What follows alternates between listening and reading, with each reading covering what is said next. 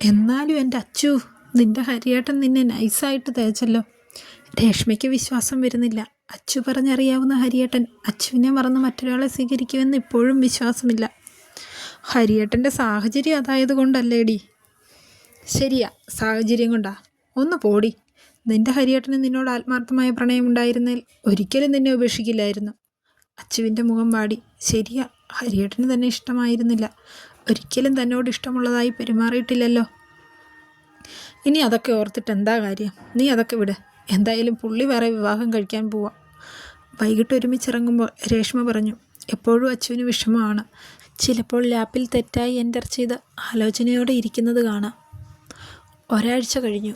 അശ്വത് ഹണിമൂണിന് കൊണ്ടുപോകാത്തതിൻ്റെ പിണക്കത്തിലാണ് അപ്പു.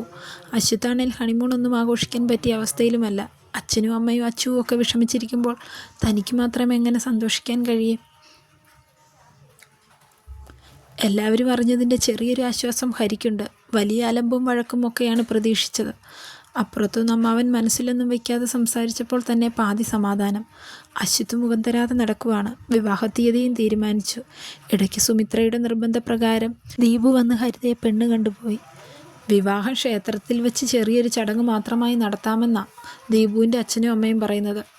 അത്താഴം കഴിക്കുമ്പോൾ ഹരി പറഞ്ഞു, അതുമതി, അതാ നല്ലത്. ഭദ്രനും പറഞ്ഞു. എനിക്കൊരാഗ്രഹമുണ്ടായിരുന്നു.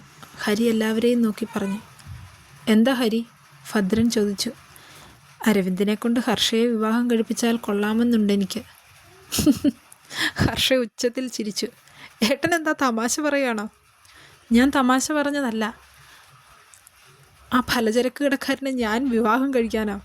ഏട്ടൻ്റെ സുഹൃത്തൊക്കെ തന്നെ. പക്ഷെ നടക്കില്ല ഏട്ടാ. അരവിന്ദിന് എന്താ ഒരു കുറവ്? നല്ല സ്വഭാവം, സ്വന്തമായി അധ്വാനിച്ച് ജീവിക്കുന്നു. എനിക്ക് വേണ്ട.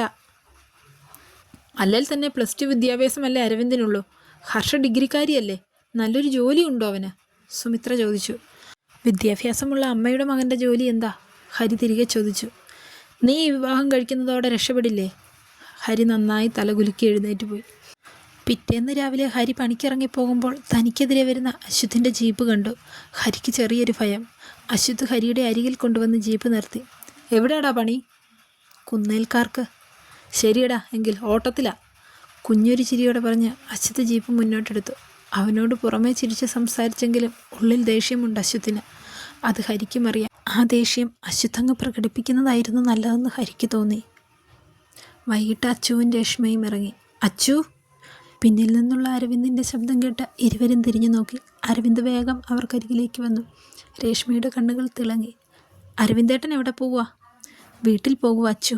അമ്മയെയും കൊണ്ട് ഹോസ്പിറ്റലിലൊന്ന് പോകണം. അരവിന്ദും അവർക്കൊപ്പം നടന്നു. സുശീലേച്ചിയുടെ മുട്ടുവേദന കുറവില്ല അരവിന്ദേട്ടാ? ഓ ഇല്ലച്ചു. രേഷ്മ ഇടയ്ക്കിടെ അരവിന്ദിനെ പാളി നോക്കുന്നുണ്ട്. അച്ചു അത് ശ്രദ്ധിക്കുന്നുമുണ്ട്. രേഷ്മയ്ക്ക് പിരിയേണ്ട വഴിയെത്തിയപ്പോൾ യാത്ര പറഞ്ഞ് അവൾ പോയി. അരവിന്ദേട്ടാ, ഞാനൊരു കാര്യം ചോദിക്കട്ടെ? വേണ്ട, ആ കാര്യം ചോദിക്കണ്ട അച്ചു. എന്താന്ന് ഞാൻ പറഞ്ഞില്ലല്ലോ. പറയണ്ട. അരവിന്ദ് കണ്ണൊന്ന് ചിമ്മി. രേഷ്മയുടെ കാര്യമാണെന്ന് അവനറിയാം. എത്രയോ തവണ കണ്ടിരിക്കുന്നു ഒളിഞ്ഞും തെളിഞ്ഞുമുള്ള അവളുടെ നോട്ടം. അരവിന്ദേട്ടൻ അറിയാമായിരുന്നോ? പാവം അരവിന്ദേട്ടാ. വേണ്ടച്ചു, ആ കുട്ടിയോടും പറഞ്ഞേക്കെ. അച്ചുവിനെന്തോ വിഷമം തോന്നി. രേഷ്മയ്ക്ക് അത്രയ്ക്കും ഇഷ്ടമാണ്. അച്ചു ഇതേ നോക്കിയേ, അത് ഹർഷയല്ലേ? ഇരുവരെയും മറികടന്ന് മുന്നോട്ട് പോയൊരു ബൈക്കിലേക്ക് നോക്കി അരവിന്ദ് പറഞ്ഞു.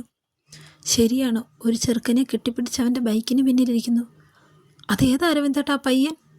അറിയില്ലച്ചു, ഇതുവരെ ഇവിടെ കണ്ടിട്ടില്ലല്ലോ. വൈകിട്ട് ഹരി കടയിലേക്ക് ഇറങ്ങിയപ്പോൾ അരവിന്ദ് കാര്യം പറഞ്ഞു. പോയി ചോദിച്ച് നീ കാര്യം വഷളാക്കരുത്. ചിലപ്പോൾ ഫ്രണ്ട്സാകും.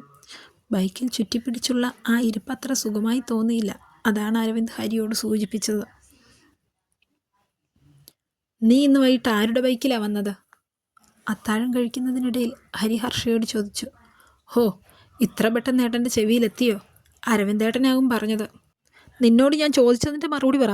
ഏതവൻ്റെ ബൈക്കിലാടി നീ കയറി വന്നത്? ഹരി ഇരുന്നിടത്ത് നിന്നും ചാടി എഴുന്നേറ്റു. എൻ്റെ ഫ്രണ്ടാ. ദേ, മറ്റുള്ളവരെ കൊണ്ട് ഓരോന്ന് പറയിപ്പിച്ചാലുണ്ടല്ലോ, ബാക്കിയുള്ളവനിവിടെ രണ്ടറ്റം കൂട്ടുമുട്ടിക്കാൻ പെടാപ്പാട് പെടുക. അതിൻ്റെ ഇടയിൽ ഓരോ തോന്നിവാസം കാണിക്കുന്നത്. മര്യാദയ്ക്ക് കോളേജിൽ പോകുന്നുണ്ടെങ്കിൽ പൊയ്ക്കോണം, ഇല്ലെങ്കിൽ പോകണ്ട. മര്യാദയ്ക്ക് വീട്ടിലിരുന്നോണം. ഹർഷ തുള്ളിച്ചാടി റൂമിലേക്ക് കയറിപ്പോയി. അവൾ പറഞ്ഞില്ലേ ഫ്രണ്ടാന്നാ, പിന്നെ എന്താ? സുമിത്ര ഇടയിൽ കയറി. ഹരിത ഹർഷയുടെ റൂമിലേക്ക് ചെന്നു. ബെഡിൽ കമിഴ്ന്നു കിടക്കുകയാണ് ഹർഷ. ഹർഷേ, ഇനി ചേച്ചിക്കെന്താ? ഹർഷ മുഖമൊന്ന് ഉയർത്തി നോക്കി. ചോദിച്ചങ്ങനെ തന്നെ കിടന്നു. മറ്റുള്ളവരെ കൊണ്ട് നല്ലത് പറയിപ്പിക്കാൻ കുറച്ച് പാടാ ഹർഷേ, ചീത്ത പറയിപ്പിക്കാൻ എളുപ്പമാ. അതിന് ഞാൻ എന്നാ ചെയ്തു? ഒന്നും ചെയ്തെന്നല്ല, ഒന്നും ചെയ്യാതെ ഇരിക്കാനാ പറഞ്ഞത്. അത്രമാത്രം പറഞ്ഞ് ഹരിത ഇറങ്ങിപ്പോന്നു. രാവിലെ അച്ചു ഫിനാൻസിലേക്ക് പോകുമ്പോൾ അരവിന്ദ് സാധനമൊക്കെ ഇറക്കി പുറത്തു വയ്ക്കുകയാണ്. പരസ്പരം കണ്ടപ്പോൾ ഇരുവരും ചിരിച്ചു. ഇന്ന് വിനുവും അച്ഛനും ഇല്ലേ അരവിന്ദേട്ടാ? അവർ വരാൻ സമയമാകുന്നേ ഉള്ളൂ അച്ചു. ഇരുവരും സംസാരിച്ചുകൊണ്ട് നിൽക്കുമ്പോഴാണ് ഹർഷ അവർക്കരികിലേക്ക് വരുന്നത്. ഇരുവരും അവളെയും കണ്ടു. അരവിന്ദേട്ടൻ എന്തൊക്കെയാണ് ഏട്ടനോട് പറഞ്ഞു കൊടുത്തത്? ഒരാളുടെ ബൈക്കിൽ പോകുന്നത് അത്രയ്ക്ക് വലിയ കുറ്റമാണോ? ഹർഷേ, അരവിന്ദേട്ടൻ മോശമായൊന്നും പറഞ്ഞില്ലല്ലോ. നീ അങ്ങനെ പോകുന്നത് കണ്ടപ്പോൾ അത് തെറ്റല്ലേ ഹർഷേ? നീ മിണ്ടരുത്. നിനക്കെൻ്റെ ഏട്ടനെ കിട്ടാത്തതിൻ്റെ അസൂയ. ഹർഷേ, അരവിന്ദ് താക്കീതോടെ വിളിച്ചു. അച്ചുവിൻ്റെ കണ്ണൊക്കെ പെട്ടെന്ന് നിറഞ്ഞു. ഇങ്ങനെയൊക്കെയാണോ പറയുന്നത്? അരവിന്ദേട്ടനെ വിവാഹം കഴിക്കാൻ എനിക്ക് ഇഷ്ടമല്ലെന്ന് പറഞ്ഞതിൻ്റെ ചുരുക്കല്ലേ കാണിച്ചത്? എന്തൊക്കെ കാണിച്ചാലും പറഞ്ഞാലും അരവിന്ദേട്ടനെ വിവാഹം കഴിക്കാൻ എനിക്ക് ഇഷ്ടമല്ല. ഹർഷ പറഞ്ഞിട്ടങ്ങ് പോയി. അവൾ എന്തൊക്കെയാണ് വിളിച്ച് പറയുന്നതെന്ന് അരവിന്ദിന് മനസ്സിലായില്ല. അവൻ അച്ചുവിനെ നോക്കി.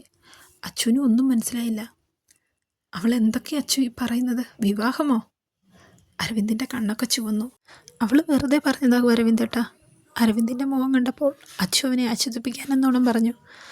അരവിന്ദിനെ ആശ്വസിപ്പിക്കാൻ പറയുമ്പോഴും അച്ചുവിന് ഹർഷ തന്നോട് പറഞ്ഞതോർത്ത് നെഞ്ചിനുള്ളിൽ വല്ലാത്തൊരു ഭാരം പോലെ തോന്നി. ഹരിയേട്ടനെ തനിക്ക് കിട്ടാത്തതിൻ്റെ അസൂയയോ?